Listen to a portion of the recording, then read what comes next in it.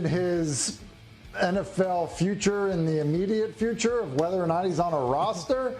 And so for that reason, I'm actually saying not QB. Not QB, all right. We have one of each. Interesting to see how that one goes. Yeah. Tim, I'm going to start with you on this one. Jackson Dart will be the Giants starter by the end of the year. QB or not QB? Yes, you're saying, okay, great spot for him to land in Cleveland, except they passed on him 6 times. And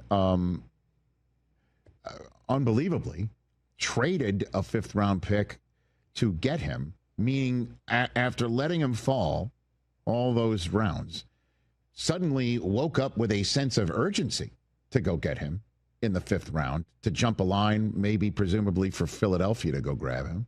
So I ask you, you know, that does lend some credence that there might have been an ownership thumb on the scale to say, go get him. You know, make sure you get him. So suddenly we're going to use our last draft choice to go move up to get him after spending 6 draft choices on other people, including another rookie quarterback. I mean, that couldn't have been part of the plan. Let's get 2 rookies in the draft. What's your reporting? Did Jimmy Haslam tell him, go do this? Did that happen?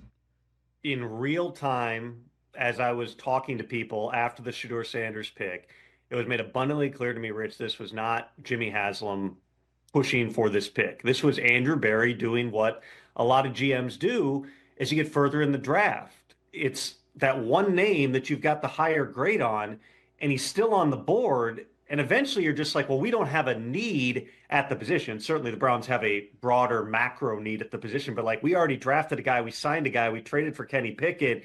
Why would we do this? But if you've got, and I don't know their exact grade on him, they obviously didn't have a high enough grade on him to take him over Dylan Gabriel, who they got in the 3rd, or over those other 6 picks. But it's fair to say they had a high enough grade that why would you not take another bite at the apple? And that's really what this comes down to, Rich. Certainly, on one hand, the Browns have now signed themselves up for an offseason of chaos.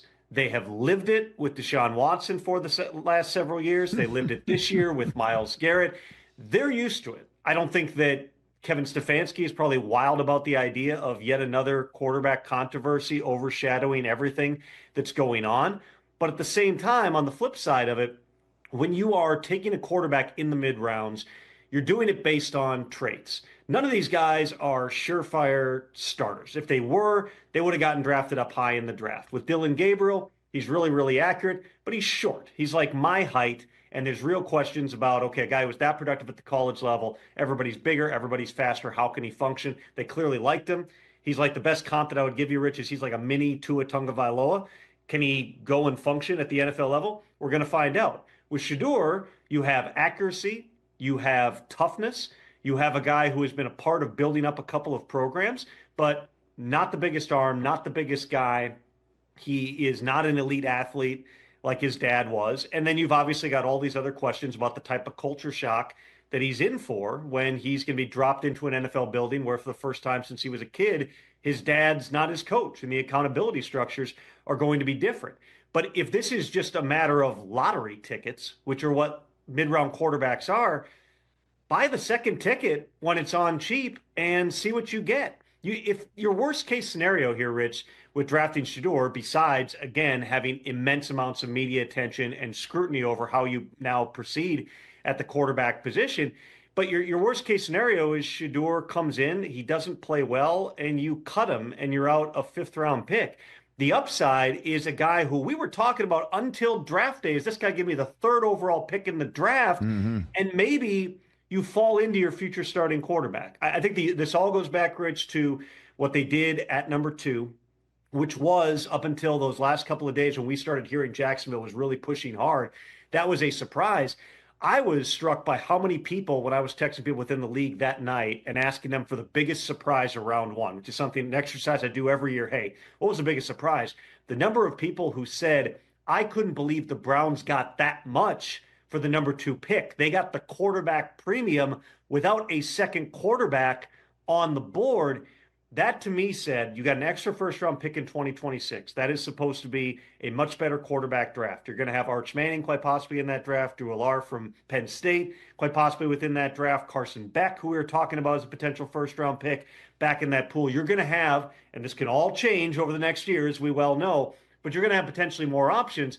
So now the Browns not only have the ammunition to go up and get their quarterback in 2026, they're now taking 2 shots this year, 3 if you count Kenny Pickett, to just go, let's put all these guys in the room, a former first-round pick, a guy who was projected to be a first-round pick, and a guy who started more games than anybody in college football history. Let's see what happens in training camp. And it's going to be one of the driving storylines all through the spring.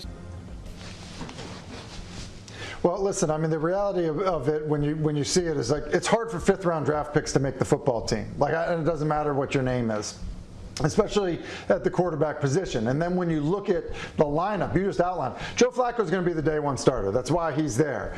But he's also hasn't started, a full season in 7 years. And so Kenny Pickett is very valuable because Kenny Pickett started games for the Super Bowl winning, Philadelphia Eagles a year ago. He's got a tremendous value as a backup in the National Football League.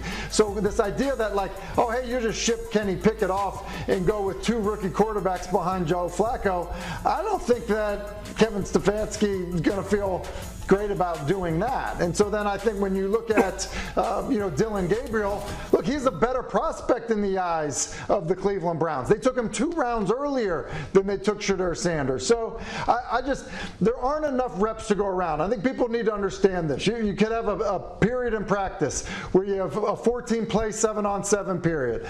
Well, like the starter Flacco is going to get 7 of them. Then you're going to have 5, that go to Kenny Pickett, your backup. Well, like you have 2 reps left. That probably go to the 3rd guy. So it's hard. I've lived it as the 4th quarterback at times where you're there, you watch practice a lot. You don't even get a chance to prove that you're good enough to make the team. And I think that's the fear if you're Shedeur Sanders. Yeah, listen, I hate to disagree with my fellow Eagle right here, but if you're the Cleveland Browns, first of all, we know what Joe Flacco is at this point in his career. The last time we saw Joe Flacco in the Cleveland Browns uniform, he was out there throwing picks to the opposition, the Houston Texans. We know what he is. Kenny Pickett has been on 3 teams in what, a year time or whatever it is, 2 years. We know what Kenny Pickett is. If you're the Cleveland Browns, you have 2 first-round picks in 2026.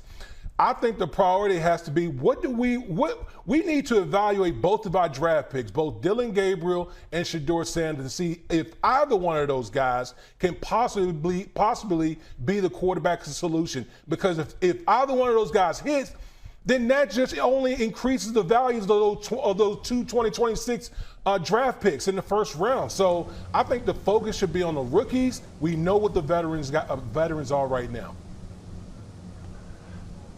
Listen, I don't disagree with you that your assessment of Flacco and Pickett, I agree with. I think you're right. You also have a staff and an organization that's like, we're going to try to win some games. And so we're going to do it with a guy that it went, 3 rounds before someone felt comfortable picking him. And a guy